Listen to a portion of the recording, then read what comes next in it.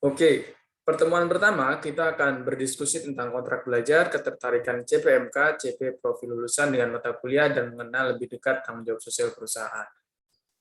Bagi teman-teman yang belum familiar dengan isu CSR, itu nanti kita akan berdiskusi selama 1 semester ke depan terkait dengan isu CSR, tapi sebelumnya diawali kita akan kontrak belajar, sama lah kontrak belajar dengan pertemuan kemarin, kurang lebih isinya. Nanti teman-teman kalau memang ada yang ingin ditanyakan bisa ditanyakan. Kemudian ketertarikan antara CPMK, CP, dan profil lulusan. Dan terakhir adalah mengenal lebih dekat tentang tanggung jawab sosial perusahaan. Oke, pertama adalah kontrak belajar ya teman-teman. Ini sama sih dengan yang kemarin, ada penilaian khusus bagi saya. Tugas teman-teman itu lebih besar daripada yang lainnya gitu ya. Keaktifan teman-teman juga berpengaruh di sini gitu. Sehingga yang ingin saya tekankan bahwasannya teman-teman cukup aktif di kelas dan mengerjakan tugas secara maksimal gitu ya. Tidak perlu tidak perlu sampai menyusahkan diri. Artinya gini, tidak perlu terbebani dari perkuliahan kita. Yang penting teman-teman aktif di kelas, kemudian maksimal dalam mengerjakan, sehingga nanti insya Allah hasil yang diperoleh di nilai akhir akan mengikuti lah. Oke, selanjutnya adalah PMI Program Learning Outcome. Artinya gini, ini tadi sebelumnya pertemuan sebelumnya juga sudah saya sampaikan. Mungkin teman-teman sudah mulai bosan mendengar ini, tetapi ini ingin saya ulang kembali. Profil lulusan kita ada 5, salah satunya adalah pekejar CSR. Yang saya sampaikan minggu lalu, pertemuan kemarin adalah analis kebijakan sosial. Itu adalah salah satu profil lulusan dari PMI.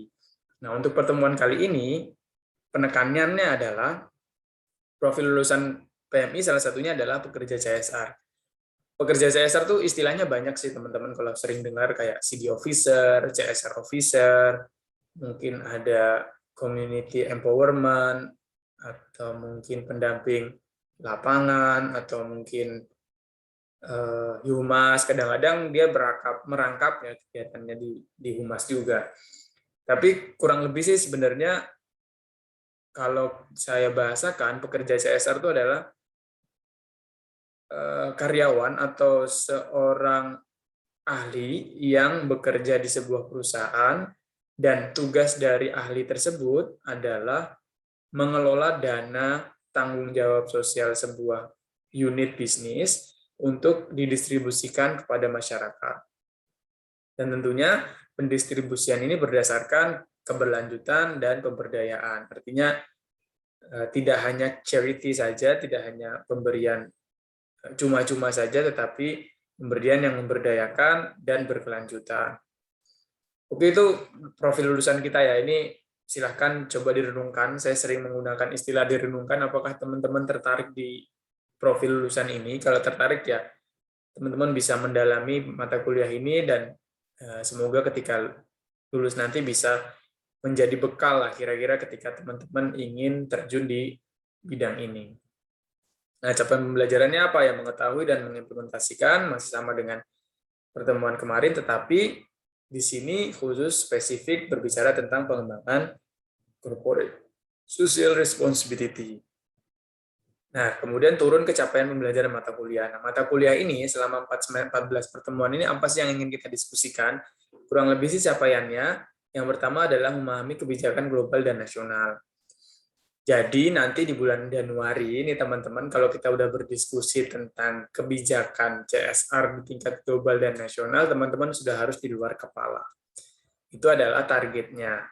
Kemudian yang kedua, keterampilan terkait dengan manajemen perencanaan program, merencanakan program ya teman-teman. Jadi di bulan Desember nanti atau di bulan Januari awal, ketika teman-teman ditanya sudah bisa belum merencanakan program, kalau berdasarkan capaian pembelajaran harusnya sudah bisa.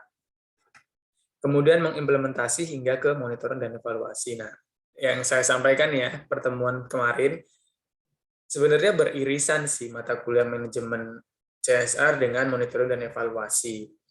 Tetapi memang kalau manajemen CSR itu spesifik sih ngomongin CSR saja, atau general ngomongin monitoring dan evaluasi secara dari sudut pandang CSR. Tetapi kalau monitoring dan evaluasi kebijakan itu spesifik, dia berbicara tentang monitoring dan evaluasi yang dilakukan oleh atau yang sudah terjadi dari adanya sebuah kebijakan. Nah, sama-sama memonitoring dan evaluasi memang, tetapi memang ada sedikit penekanan dan sudut pandang yang berbeda. Tapi intinya nanti akan sangat berhubungan nih mata kuliah kita dengan mata kuliah monitoring dan evaluasi kebijakan.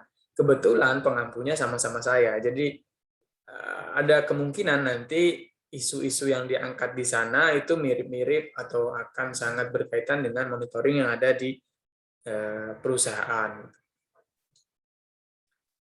Oke, selanjutnya, nah, selama 14 pertemuan, kurang lebih kita akan beberapa kali diskusi terkait dengan tema-tema ini yang saya sampaikan. Nah, outcome learning ini sebenarnya masih bisa didiskusikan, teman-teman. Teman-teman bisa menanyakan kepada saya kira-kira isu ini menarik dan bisa diangkat, Pak, untuk disampaikan gitu ya. Jadi saya sangat terbuka ya, saya sudah sampaikan minggu lalu pertemuan kemarin, karena UIN sudah menggunakan outcome based learning, artinya tujuan akhirnya tuh apa, sesuai nggak dengan yang dibutuhkan gitu.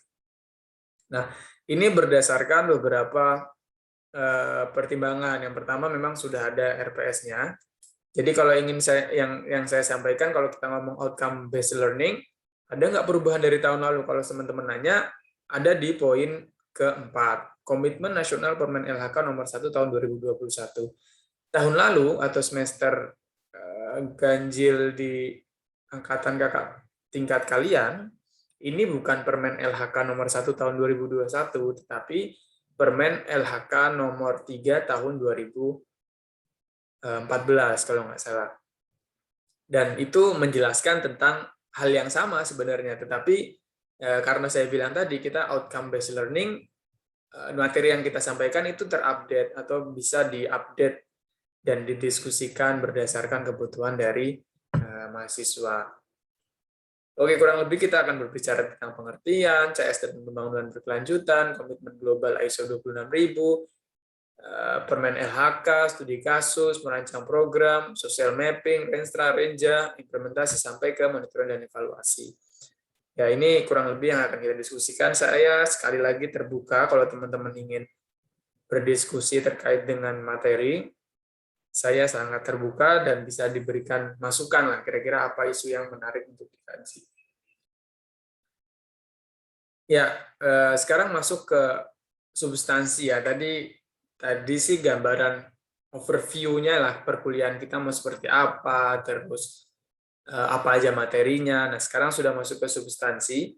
Artinya substansi ini mendasari teman-teman dalam membuka wawasan ya. Saya ingin menggambarkan dulu di teman-teman di beberapa kampus yang memiliki prodi PMI itu ada yang memang sedikit masih menentang lah isu CSR digalakan di perguruan tinggi atau di spesifik di prodi PMI.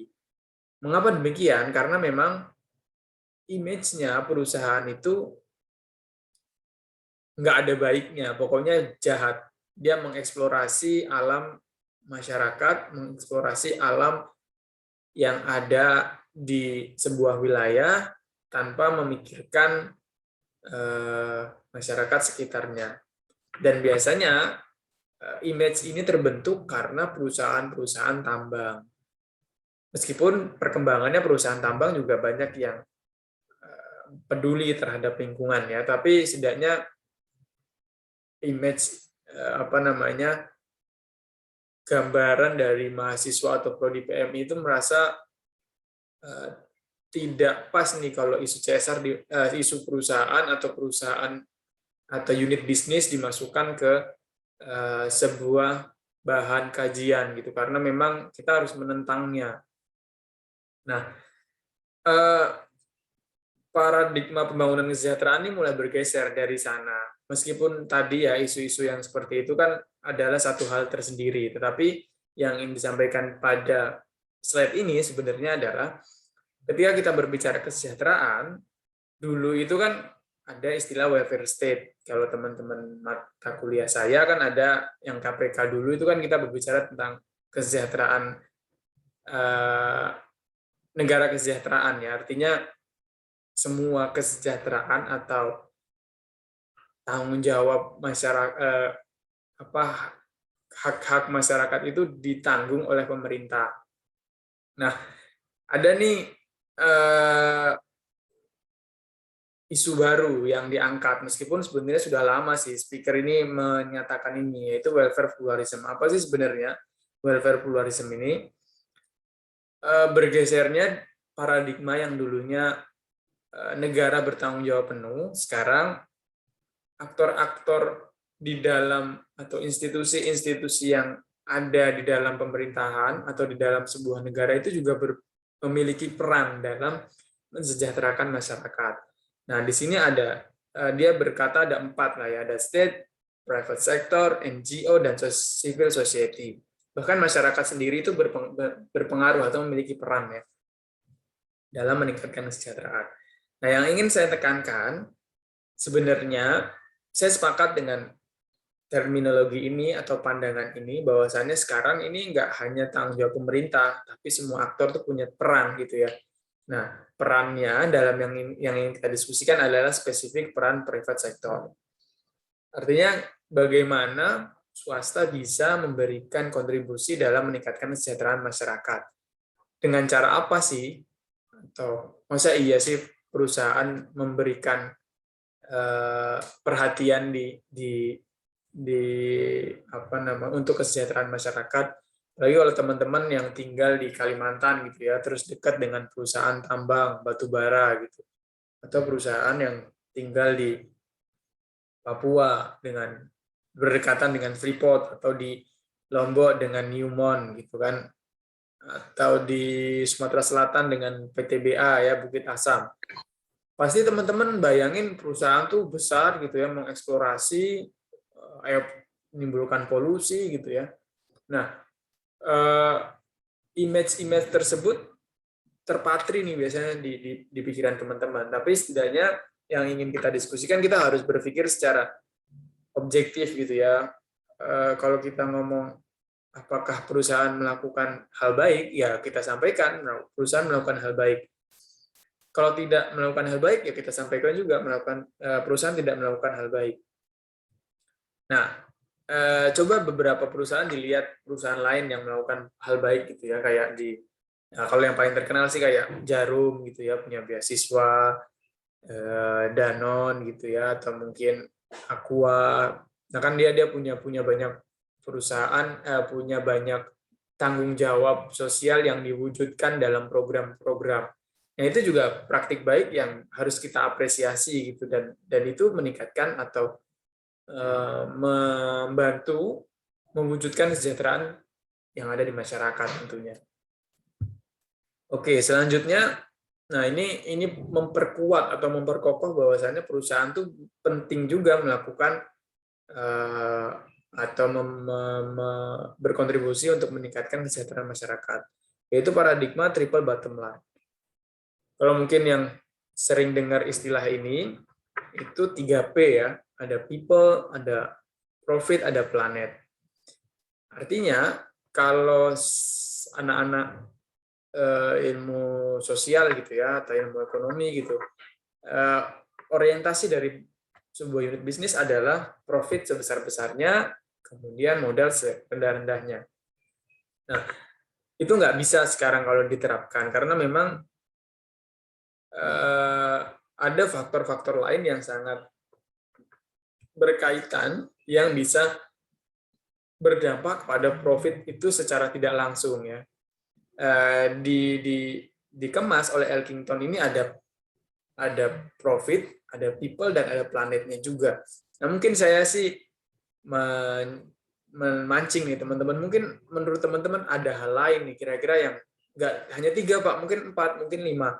Sehingga Elkington ini kan 98 dia ngomongnya ya, 2021 kan sudah lama itu waktu ininya perkembangannya ya. Mungkin teman-teman bisa menunjukkan nih, selain profit, people, dan planet, ada lagi yang seharus perusahaan perusahaan perhatikan gitu. Setelah profit, nah perusahaan itu pasti memperhatikan planetnya. Planetnya adalah lingkungannya. Artinya bagaimana perusahaan bisa menjaga lingkungan agar tetap baik sehingga tidak merusak atau tidak menciptakan kerusakan di lingkungan perusahaan itu sendiri. Kemudian baru naik lagi ke people. Artinya setelah kita ngomongin tidak membuat kerusakan lingkungan, kemudian naik lagi ke bagaimana bisa memberikan kesejahteraan terhadap masyarakat. Di sini kalau people, planet, dan profit seimbang, ya nanti akan mewujudkan sebuah pembangunan yang berkelanjutan. Yang di tengah-tengah ini sustainable, artinya kita perusahaan itu harus berbicara profit, harus berbicara planet, dan juga harus berbicara people. Sehingga nanti ketika melakukan program atau menjalankan sebuah unit bisnis, dia akan menjadi sebuah perusahaan atau unit bisnis yang berkelanjutan. Oke, selanjutnya adalah ya kenapa sih kita perlu belajar manajemen CSR? Manajemen CSR di sini sebenarnya banyak sih hal yang mendasari gitu ya. Tapi yang ingin ditekankan di sini, salah satu survei yang dilakukan oleh Social Development Center itu menunjukkan bahwasannya hambatan industri migas itu ada di tingkat sosialnya. Nah, bukan teknisnya, bukan operasionalnya, bukan internal kontraktornya, tapi permasalahan sosial. Artinya perusahaan membangun itu atau mengembangkan kapasitasnya itu terbentur permasalahan sosial. Masyarakatnya susah, dikasih tahu, terus masyarakatnya demo, tidak sepakat dibangun perusahaan gitu ya, atau mungkin masyarakatnya merasa akan timbul polusi. Nah, justru yang besar berdasarkan survei ini adalah permasalahan sosial. Yang ingin saya sampaikan bahwasannya ternyata dengan hal itu manajemen CSR ini menjadi penting. Kalau kita tahu ya manajemen CSR yang baik atau manajemen tanggung jawab sosial perusahaan yang baik, maka isu-isu hambatan industri yang sosial ini akan semakin turun tentunya. Dan menjadi pertanyaan siapa yang bisa memanage atau mengatur permasalahan sosial ini kalau bukan kita.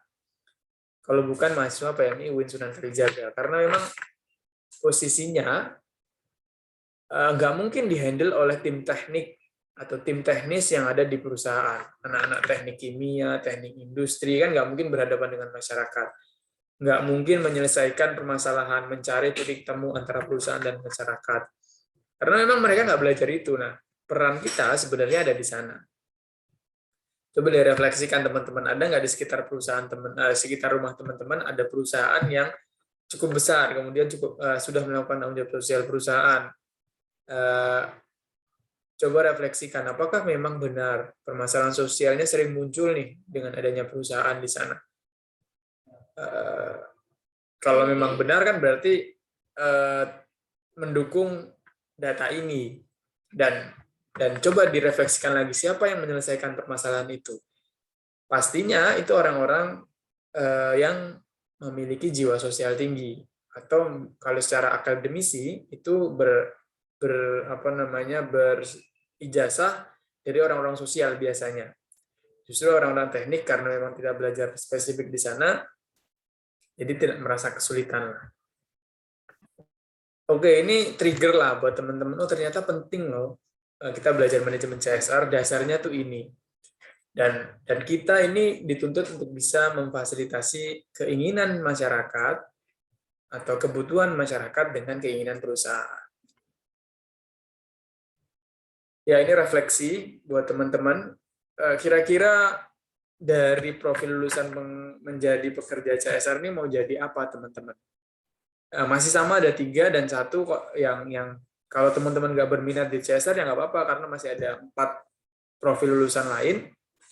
Tapi kalau teman-teman berminat bekerja di CSR, teman-teman bisa menjadi 3 hal di sini, bisa menjadi konseptornya, ya tadi kayak teman LHK kan yang buat KLHK, berarti bisa menjadi bagian dari KLHK, bisa menjadi pendamping program CSR di sebuah perusahaan, CDO, CD Officer, Humas, Community Empowerment mungkin, atau Social Development Officer gitu ya, banyak macamnya. Kemudian lembaga konsultan program CSR. Nah ini yang ingin saya ceritakan ya. Ada beberapa kakak tingkat teman-teman yang sudah mencoba melakukan internship lah ya, kurang lebih bahasanya, atau magang di sebuah perusahaan yang bekerja di jasa konsultan, kayak di Sodek mungkin, di Prospek, di Rumah Cipta. Artinya teman-teman kerjanya ya memberikan masukan kepada perusahaan sesuai dengan idealitas yang ada di di atas kertas gitu ya. Contoh kita mau ngomongin perencanaan program yang baik itu seperti ini, seperti ini. Nah, itu kan konsultan yang bisa ngomong. Pendamping program tuh biasanya kalau sudah bagian dari perusahaan akan sulit berbicara lebih objektif karena ada unsur-unsur, ada banyak kepentingan di dalamnya. Ya ini referensi teman-teman, mungkin nanti akan banyak tambahan karena ada beberapa artikel yang bisa kita diskusikan, kayak di sini Mas Muna sudah nulis dulu, terus mungkin ada tulisannya beberapa kakak tingkat teman-teman yang terkait dengan program CSR gitu ya, atau mungkin tulisan saya yang berkaitan dengan analisis pentahelix gitu ya. Jadi nanti kita tambahkan dan kita bisa diskusi lebih dalam terkait dengan isu ini. Oke, terima kasih teman-teman. Pertemuan ini kurang lebih itu yang ingin kita diskusikan.